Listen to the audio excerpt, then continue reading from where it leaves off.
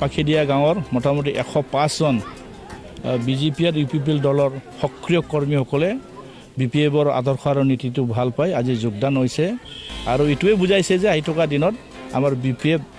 দল হিচাপে আৰু ডনচি সমষ্টিত আমি এইবাৰ বিজয়ী হোৱাটো নিশ্চিত কাৰণ তেখেতসকলে বুজিব পাৰিছে এইবাৰ কাৰ চৰকাৰ আহিব ইয়াৰ কাৰণে এইবাৰ কোকৰাঝাৰত আৰু বিটিচিত আমাৰ হাগ্ৰামা মহিলাৰ ডাঙৰ নেতৃত্বত বিপিএফ চৰকাৰ আহাটো নিশ্চিত হৈ আছে কোনো শক্তি আমাক ৰখাব নোৱাৰে আৰু ডনচি সমষ্টিটো হিচাপে আমিতো অলৰেডি জিতিমে কোনো মানে ৰখাব নোৱাৰে সংখ্যালঘু লোকসকল উচ্ছেদক লৈ কিন্তু বহুত ভয় খাই আছে নাই তেখেতসকলে উচিত কিয় কৰিব নোৱাৰিব নহয় 2003-10 ফেব্ৰুৱাৰী চুক্তি মতে এইটোৱে ক'ব এইটো সাংবিধানিক বস্তু এইটো আৰু যদি তেখেতসকলে যে আমাৰ বিটিচিৰ বাসিন্দা হয় কোনো আমাৰ ইয়াকে কৰিব নোৱাৰে ভোট যিটো ভোট দিব পৰা অধিকাৰ যিটো থকাৰ পিছত আৰু তেখেত কেনেকৈ বিটিচি হ'ব পাৰিব কেনেকৈ উচ্ছেদ কৰিব পাৰিব আমাৰ চৰকাৰ আহিব দিয়ক আমি মাতি দিম তেখেতসকলক কোনো ভয় কৰিব নালাগে 100% আমাৰ পৰা আত্মবিশ্বাস আছে আৰু গহপুৰৰ যিবিলাক গাঁও 28খন গাঁও আমাৰ ডনচি সমষ্টিত পৰিছে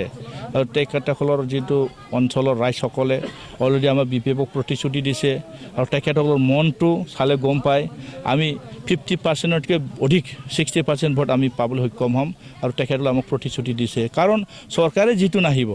তেখেতসকলে চৰকাৰে গঠন কৰিব নোৱাৰিব তেতিয়াহ'লে ৰাজনীতি মানে পৰাজিত পাৰ্টিৰ লগত থাকি কিবা লাভ হ'ব জানো কোনোতো লাভ নহয় আৰু গহপুৰবাসী ৰাইজ হিচাপে যথেষ্ট ৰাজনীতিকভাৱে সক্ৰিয় তেখেতসকলে বুজিব পাৰে যে এইবাৰ বিটিচিত বিপিএফ চৰকাৰ যিটো আহিব সেইটো গম পাই তেখেতসকলে 60%তকৈ বেছি এইবাৰ বিপিএফ দলকে ভোট দিব তেখেতসকলে